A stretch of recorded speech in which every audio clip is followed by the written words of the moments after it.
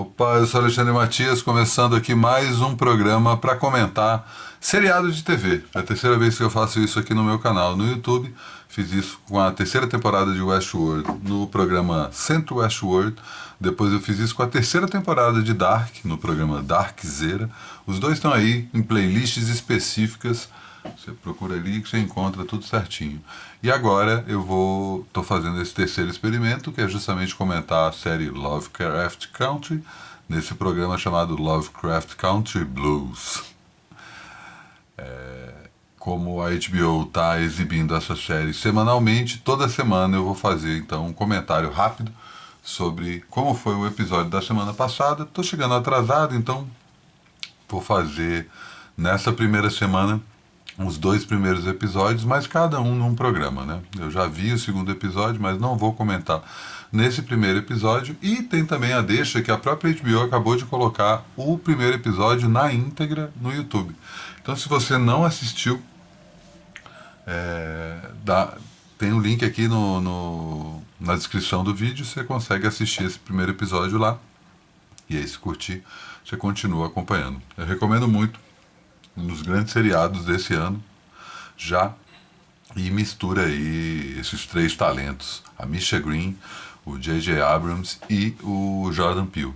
Os três acabam sendo uma espécie de versão de bastidores para os personagens principais da série também. Um cara mais velho, um cara mais novo e uma mina, que nos levam para esse lugar estranho chamado Lovecraft Country, o território Lovecraft, que é inspirado na obra de mesmo nome do Matt Ruff.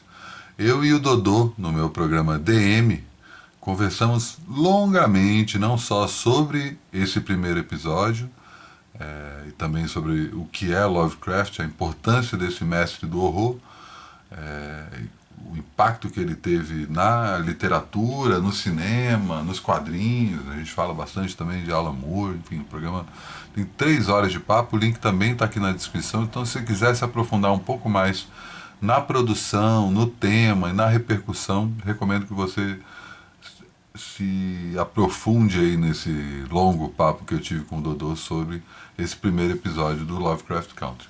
Aqui eu vou me ater mais à parte da história, né, do que a gente acompanha aí, e também vislumbrar possíveis desdobramentos, né. Não li o livro ainda, tenho intenção de ler, mas pelo que já soube, ele está aos poucos desviando aí da história principal. Isso não acontece ainda no primeiro episódio, que ele é bem fiel ao livro, pelo que dizem, e ao mesmo tempo ele consegue superar todas as expectativas quando a gente junta esses nomes tão importantes e para trabalhar uma obra que já é clássica, né? Todo o universo do horror cósmico do Lovecraft já é mais do que um clássico, é até um clichê, né? As referências a esse o horror inimaginável, né? Que trava as pessoas, que leva as pessoas à loucura, faz parte do nosso imaginário hoje em dia já, né? Já se espalhou, inclusive, para muita coisa que muita gente não associa a Lovecraft. E isso também, eu e o Dodô comentamos longamente sobre a influência do Lovecraft na cultura pop atual. O seriado começa com uma cena de guerra, em preto e branco, e a gente descobre que o protagonista é um soldado e está na Guerra da Coreia. Só que ao mesmo tempo, na hora que ele sai da trincheira, o universo começa a ficar, o cenário da guerra começa a ficar colorido, com explosões, e ao mesmo tempo ele vê à distância monstros voadores, discos voadores e uma deusa maravilhosa, vermelha, que desce de um disco voador e se aproxima dele, até que aparece o principal monstro do universo do Lovecraft, que é um deus chamado Cthulhu, que é uma mistura de morcego com polvo, com dragão, enfim. Lovecraft não era propriamente detalhista nas suas descrições, ele só jogava algumas referências e deixava a gente ficar imaginando o resto. Mais ou menos como o Spielberg fez com o tubarão, né? Ele só mostra o tubarão ali no final. Lovecraft tinha isso, de ficar só instigando e a gente ficar pirando em como é que aquele bicho é horrível, que estava muito mais relacionado a adjetivos ou ao impacto que ele tinha nas pessoas que ele tinha contato do que propriamente em descrição detalhada. Então, ao trazer a obra do Lovecraft para o audiovisual, o seriado tem que mostrar e mostra de cara, assim, sabe? Para não deixar nenhuma. Não criar nenhuma expectativa falsa. Então, logo na primeira cena do episódio, você já vê o tal do Cthulhu, que é esse deus desse universo de horror do Lovecraft, a principal entidade. É como se você estivesse entrando, fazer mal comparando aqui, sei lá, como se você estivesse entrando na ilha de Lost e a primeira pessoa que você vê é o Jacob. Saca? Vai começar o seriado de Lost, vai começar, sei lá. Enfim, dá pra você entender mais ou menos a comparação, né? E logo em seguida esse Cthulhu é destruído por um jogador de beisebol, Jack Robinson, que foi o primeiro jogador de beisebol negro a jogar nas ligas principais do beisebol nos Estados Unidos, ali pelos anos 30.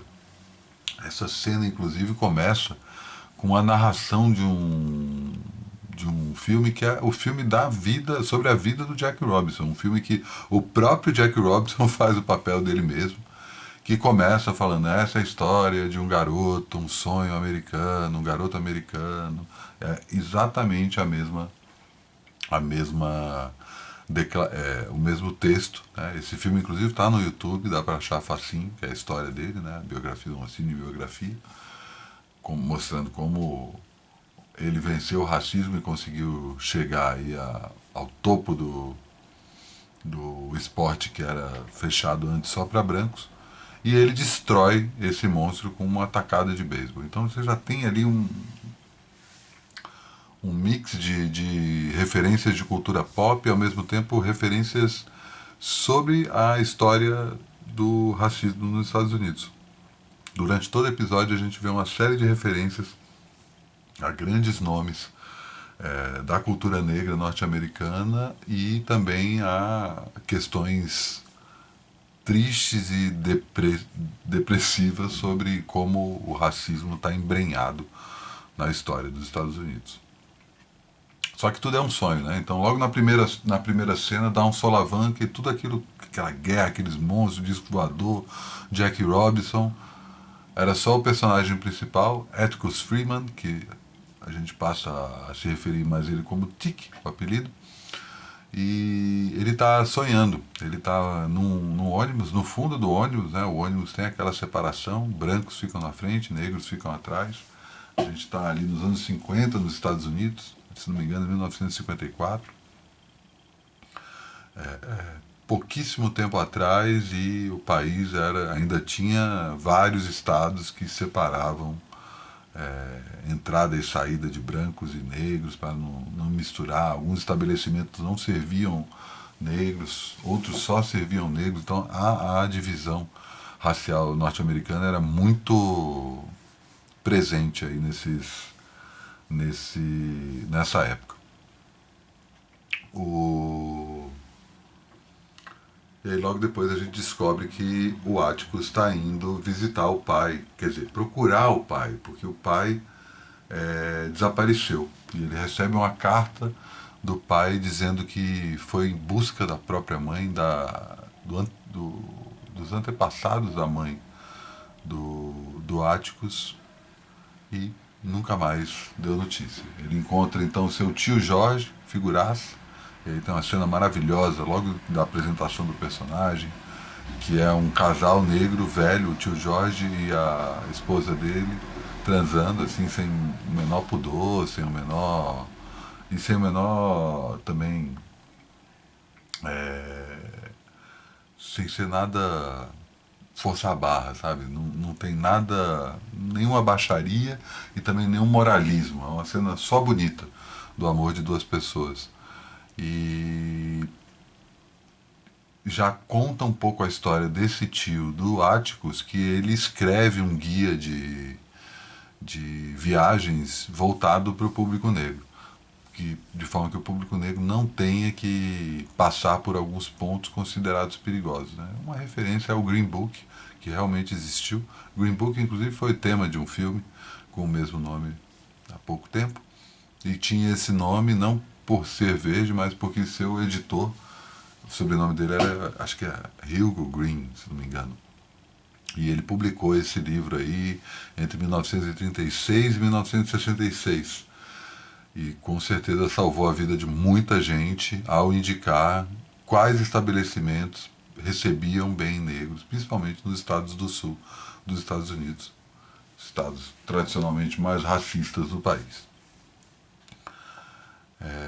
Logo que a gente é apresentado aí para essa família, em seguida a gente vê uma cena de uma tem uma questão do próprio Atticus perguntar para o tio dele sobre o que aconteceu com o pai, e o tio também não sabe direito, porque ele só ficou sabendo porque na hora que o cara que cobra o aluguel veio falar com ele.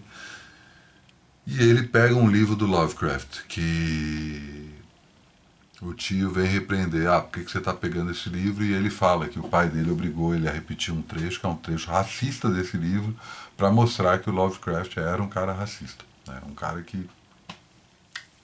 Um vídeo do Stephen King muito bom, que ele fala assim, se Lovecraft existisse hoje, ele faria muito sucesso em salas de bate-papo da internet, em fóruns, né?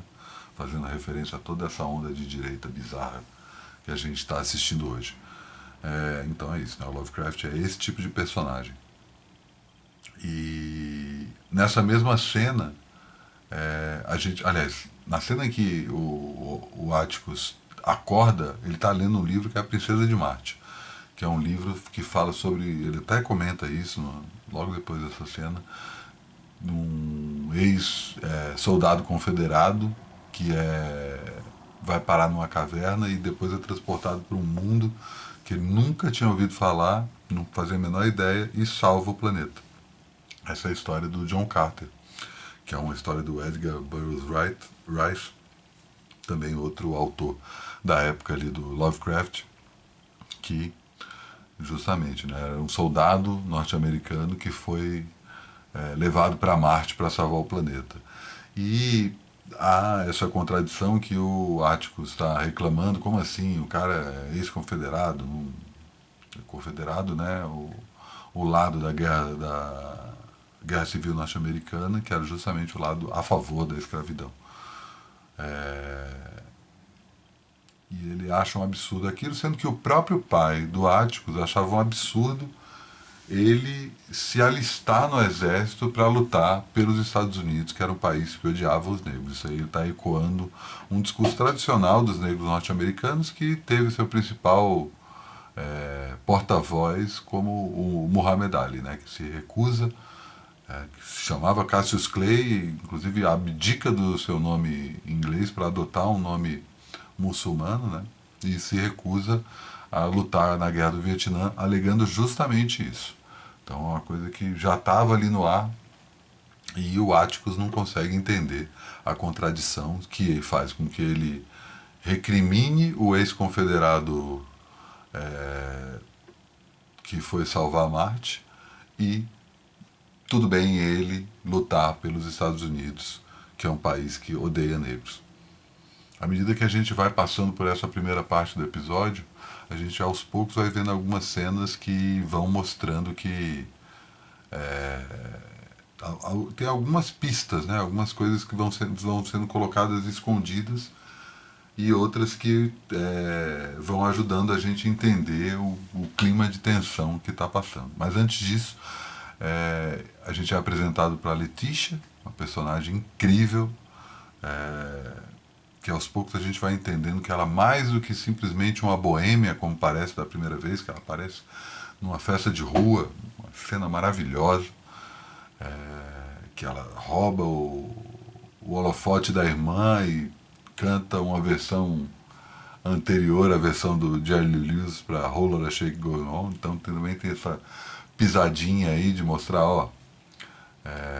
rock and roll também foi esbranquiçado, né? Era preto e virou branco. Tem várias dessas referências durante a série e acredito que eles vão bater muito nesse ponto. O fato é que a gente logo então encontra esses três personagens que vão em busca, o Atticus está disposto a ir justamente ao território Lovecraft, que é onde o pai dele teria ido depois de um tempo. E o território racista, né? Então os três vão juntos, o tio Jorge, o Atticus e a Letícia, partem de carro para rumo a uma cidade chamada Arden, que eles acham que é Arkham, só que aí depois eles conseguem ver. E aí tem uma referência, como é que é? É uma cidade que chama Bidel, não vou lembrar agora, desculpa. Mas é uma cidade que não existe nos Estados Unidos, existe na Inglaterra, que fica num condado chamado Devon County, que não existe nos Estados Unidos e existe na Inglaterra, e foi o último lugar em que bruxas foram enforcadas. E aí tem toda uma história que eles inclusive contam no episódio, né, que uma das bruxas foi morta porque ela estaria trepando com o Satã que apareceu na forma de um homem negro. Então, mais uma referência ao racismo, inclusive em outro continente. E aí eles adaptam esse cenário para essas cidades fictícias nesse condado Lovecraft, nesse território Lovecraft, e à medida que eles vão passeando, eles vão sacando isso, né? Tem uma série de referências, como eu estava falando. Tem um bar, um pub que, eu não vou lembrar o nome do cara agora, mas é um cara que um carpinteiro escravo que liderou uma das principais revoltas na história da escravidão norte-americana, em 1822, se não me engano. Ele batiza um bar. A gente vê também algumas referências a... Justamente, o episódio chama-se Sundown, então tem algumas placas na estrada falando assim: negros, se vocês passarem pela nossa cidade à noite, nós não nos responsabilizamos pelo que pode acontecer com vocês. Mostrando que haviam cidades que os negros só podiam passar de dia. Se eles passassem de noite, eles podiam ser mortos. Né? Não só mortos, né? Tipo, mortos principalmente, mas achincalhados, torturados, enfim, aviltados, toda a merda que podia acontecer. E o episódio depois ele vai brincar um pouco com isso, né? Brincar de uma forma bem depreciativa e ao mesmo tempo, né? Eu esqueci de comentar, né? A primeira cena, quando o Atticus acorda do sonho, já mostra que a gente está indo para um lugar que não tem muita diferença entre sonho e realidade. No sentido que a qualquer minuto essas coisas podem mudar e você não sabe direito que se está sonhando ou não, que é justamente um dos pontos do tal horror cósmico, que é a pessoa achar que, tipo, se aquilo realmente está acontecendo ou se ela está pirando. O Lovecraft trabalha muito com isso e o seriado também. E ao mesmo tempo o seriado gosta de trabalhar com a fronteira entre esses diferentes gêneros, né? Então o tempo todo é terror, mas ao mesmo tempo é comédia, é suspense, tem a contestação política, tem um lado romântico, tem um lado sexy, sabe, ele vai o tempo todo buscando, sem querer se firmar como um seriado, simplesmente um seriado de terror. É bem, bem bom nesse sentido. A gente vê algumas cenas de negros sendo retratados em situações em que mostram que são lugares racistas. Alguns deles fazem referências a fotos de um cara chamado Gordon Parks, que tem umas fotos clássicas sobre isso, especificamente uma cena em que tem uma mãe saindo com a filha do cinema que tem entrada para pessoas de cor, saída para as pessoas de cor, logo na entrada. E a gente vê também uma cena que é justamente mostrando que o tal do guia de viagens às vezes podia ter algum problema. E aí eles mostram justamente um lugar que antigamente era receptivo a negros, que mudou de dono, e aí a gente sabe que pelo menos queimaram o lugar original, né? A gente não sabe o que aconteceu com a dona original, que era que não tinha problema com negro, mas o fato é, o lugar que eles vão lá se servir é um lugar racista e eles têm que sair correndo porque tem gente que sai para matar eles na hora, saca? Atirando no carro onde eles estão.